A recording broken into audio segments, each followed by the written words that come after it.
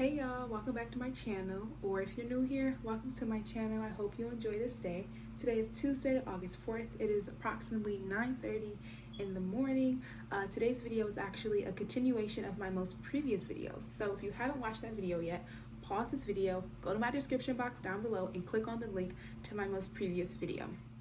Alright, so before I get into this video, don't forget to like, comment, and subscribe, and as always, tell a friend to tell another friend to tell another friend to check out my YouTube channel. All right, let's get right into this video. So I'm just gonna pick up where I left off at.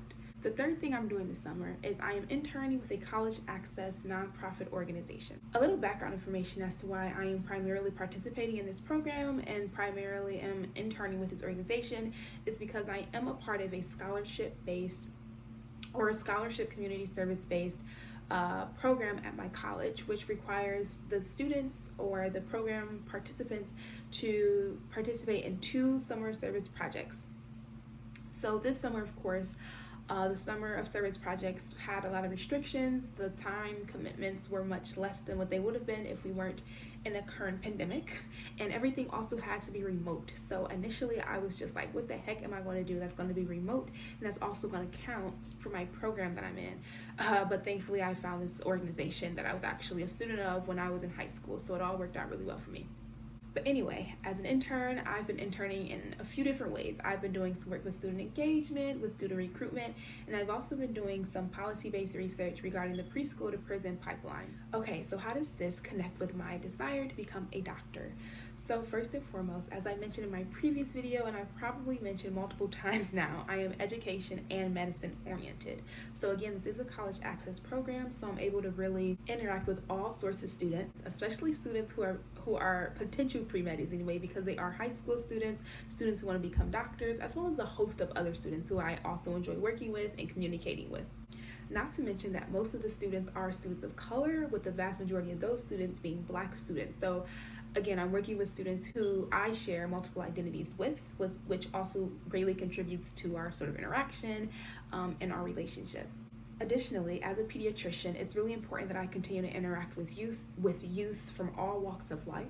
And so working with this organization has permitted me the opportunity to do so.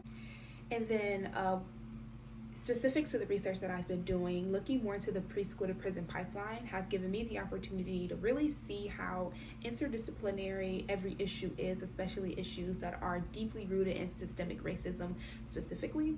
And then when I think about the preschool to prison pipeline, I think about how having access to more mental health as well as disability services could really decrease the preschool to prison pipeline, which is something I'm interested in sort of doing as a aspiring developmental behavior pediatrician.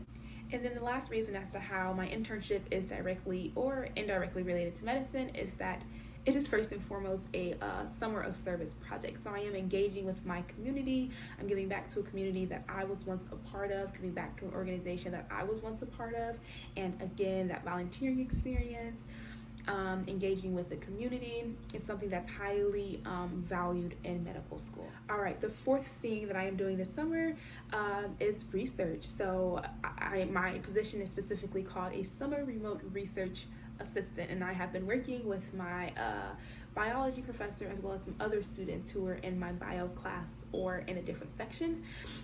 So full disclosure, I am planning to study neuroscience, chemistry, and education studies, right? Most of y'all may know this, some of y'all may not. So what the heck am I doing with working with a biology professor? But honestly, when it comes to research, it has much less to do with the department you're doing research with and more so to do with the research that you're doing and how it's sort of connected to your own personal, academic, professional, and research interests, and even personal interests.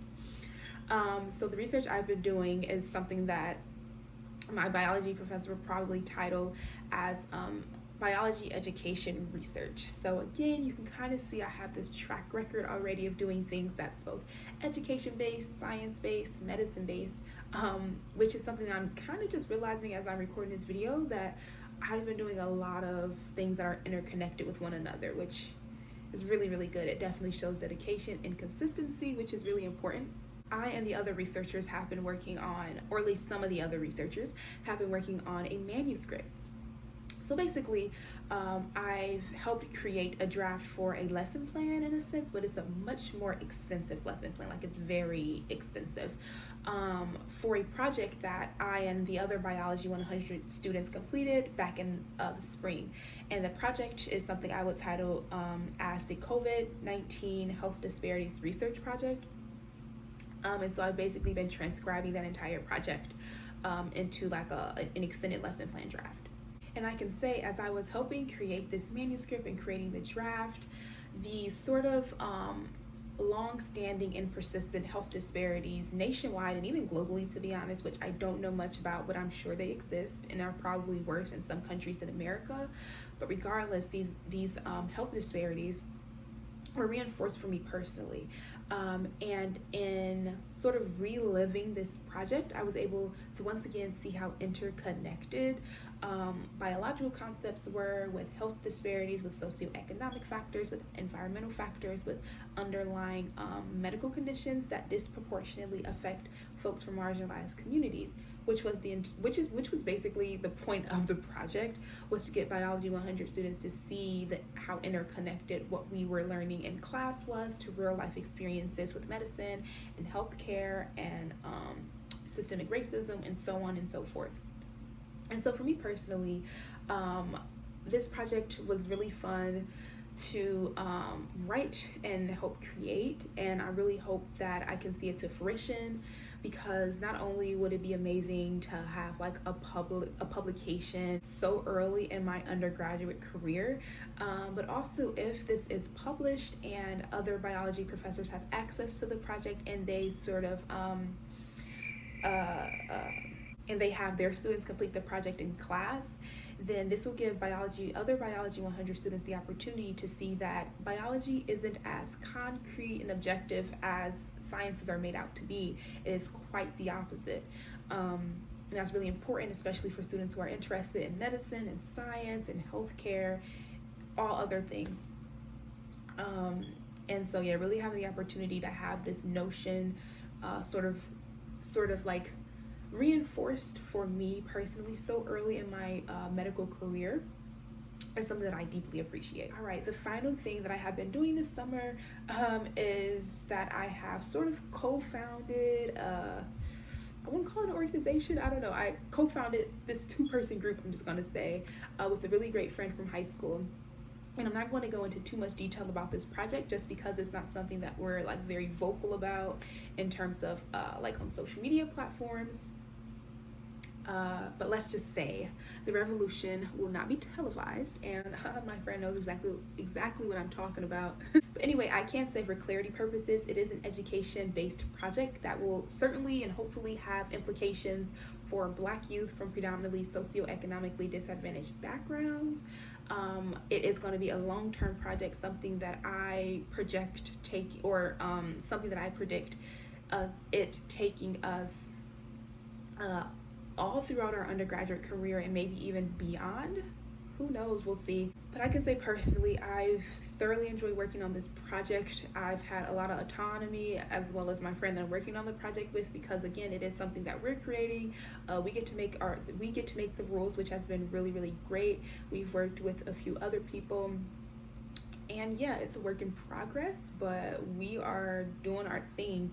And I can say for me personally, it's given me the opportunity to sort of contribute to the current Black Lives Matter movement that has been so prevalent this summer, which was certainly fueled by the death of George Floyd. And so, I mean, it makes me feel good personally, to contribute to the movement, because I think there are multiple ways to contribute to the Black Lives Matter movement and the other movements that we're all interested and passionate about, and that can be very prevalent at certain times in history and in life in general. And so yeah, it's been a roller coaster that only goes up. Well, actually, low-key, it's been going down, but we're working on it.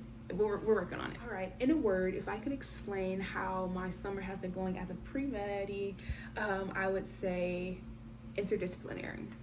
Everything that I've been doing has been so interconnected to the things that I'm interested in, and which again is medicine and education, and also interconnected to one another.